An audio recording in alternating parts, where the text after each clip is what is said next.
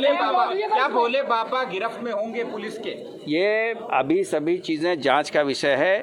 अभी हम तत्काल निष्कर्ष पे पहुंच के किसी भी चीज़ को जांच को इफेक्ट नहीं करना चाहते हैं। 2 घंटा हो गए मार रहे हैं, एक भी व्यवस्था नहीं है इनके पास। पुलिस प्रशासन की जिम्मेवारी के हिसाब से ये इतना कांड हुआ है। पुलिस प्रशासन ने एक रोड जो बंद था, जाम लगा हुआ था रात 11 बजे से, वो जाम खुलवाया पुलिस प्रशासन ने और उसकी वजह से ये दुर्घटना हुई। 100-150 चले गए। लगभग कितने लोगों की मौत हुई? 100-150 आदमी चले गए, यहाँ से 200 के लमसम चले गए। और ये अभी तक कोई लाइट नहीं, एक डॉक्टर थे, बाकी के कोई नहीं। आगे को अप्लाई नहीं कर रहे, नहीं अभी तक कोई दे पा रहे, तो क्या करेंगे? हॉस्पिटल में ऑक्सीजन में बताइए हमने क्या खिलाया, इनमें सांस चल रही है, जाने वो नहीं खत्म हो रही है। ना दरोगा ना मंत्री एसपी कोई नहीं है यहाँ पर। नहीं कोई ऑक्सीजन है, कोई ड्रिप लगा रहे, कोई सीरियस होगा उसमें ड्रिप लगा दे तभी बच जाएगा। लगभग कितने लोगों की मौत हो चुकी है यहाँ पर? मौजूद नहीं है, न कोई सीनियर डॉक्टर यहाँ पे। सीएमओ साहब अभी तक आए नहीं है। 200 मौतें लगभग हो चुकी है, कोई सुनने वाला नहीं है, कोई रेफर करने वाला नहीं है। ऑक्सीजन लगी तब। नमस्कार साथियों, हाथरस की घटना के बारे में आप लोगों को तो अच्छे से जानकारी है ही है, लेकिन हाथरस की घटना होने के बाद नहीं दिखाई दे रहे हैं भोले बाबा। उनकी खोज में पुलिस प्रशासन लगा हुआ है, लेकिन काफ़ी 8 जिलों की टीम को गठन करने के बाद 8 जगह छापेमारी चल रही है, लेकिन नहीं मिल रहे हैं भोले बाबा। या तो गुप्त गुफा में छुप गए हैं, या कहीं कहने का मतलब कहीं ऐसी जगह दबके हुए हैं जहां पर पुलिस प्रशासन नहीं पहुंच सकता। साथियों, ऐसी कौन सी गुप्त जगह है, ऐसी कौन सी गुप्त गुफा है जहां से भोले बाबा नहीं निकल पा रहे हैं और ना ही उनका कोई सुराग मिल रहा है? जितने भी लोग हैं सेवाकार, उनके सबके फ़ोन स्विच ऑफ जा रहे हैं, यहाँ तक कि खुद उनके लोकेशन नहीं मिल पा रही है जो ये प्रोग्राम करा रहे थे।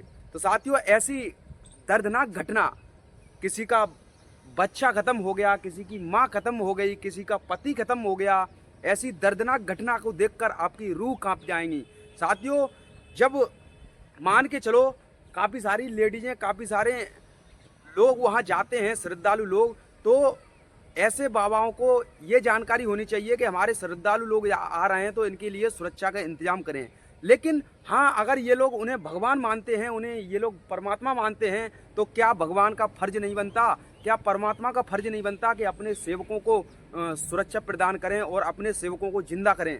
जो सेवक वहाँ पर मारे गए हैं, जो सेवक वहाँ भगदड़ के कारण मरे हैं, क्या उनको जिंदा करने की भी शक्ति नहीं है भोले बाबा में? क्या जिंदा करने की उन साकार विश्वहरी में भी शक्ति नहीं है जो खुद गुप्त गुफा में छुपे हुए बैठे हैं? ऐसी मानवतावादी लोगों से क्या आप मायने रखोगे, जबकि वो मानवता का पाठ पढ़ाने वाले, मानवता की भाषा बताने वाले, मानवता का सबको पाठ पढ़ाते हैं, कहते हैं कि मानव मानव समान है, मानव मानव धर्म है।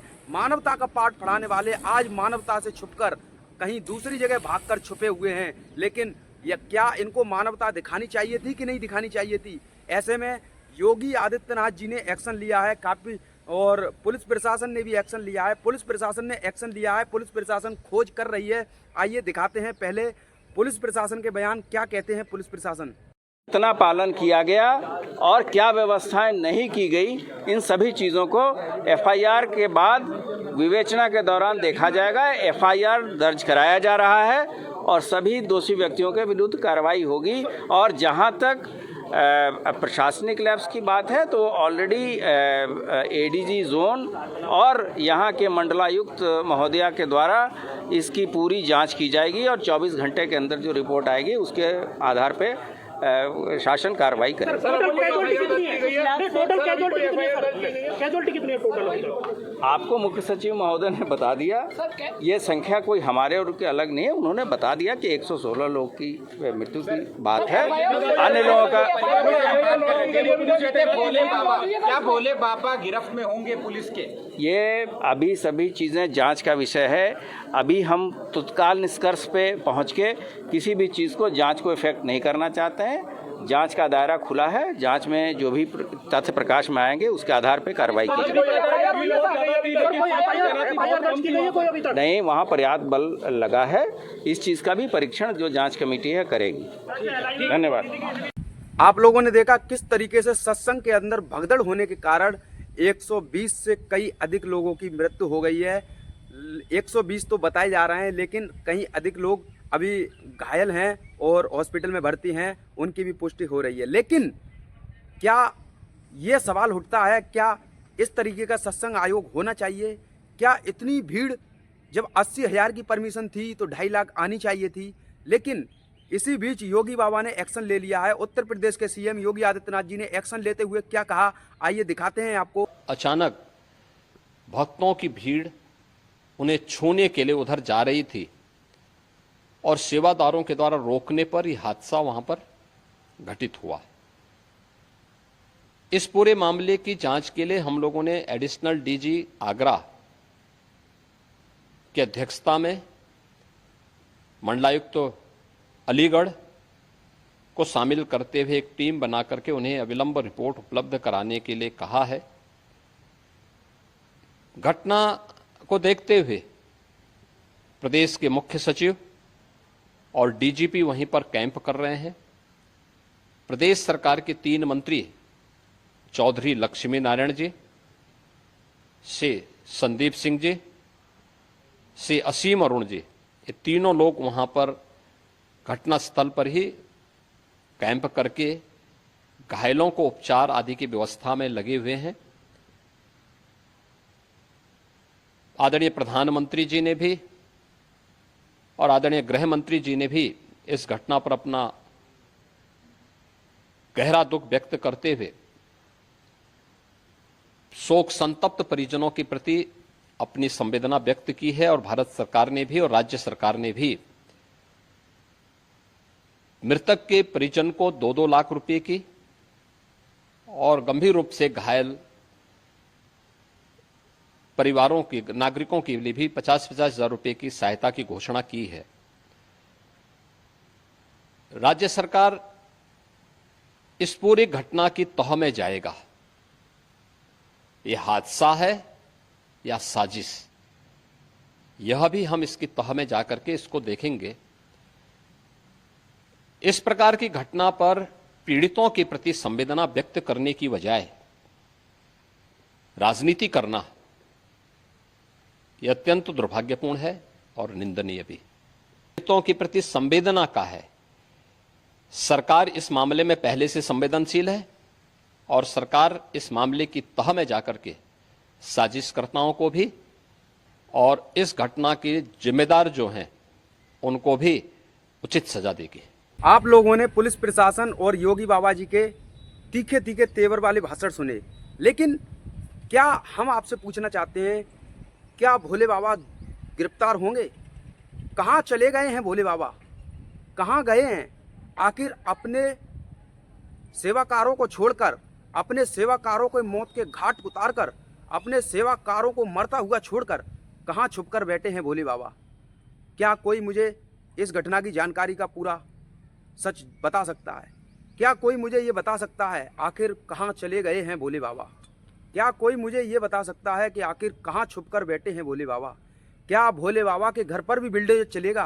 क्या जितने भी आवास भोले बाबा के बने हुए हैं उनके घरों पर बुलडोजर चलेगा? योगी आदित्यनाथ जी ने तंगड़ी तरीके से एक्शन ले लिया है।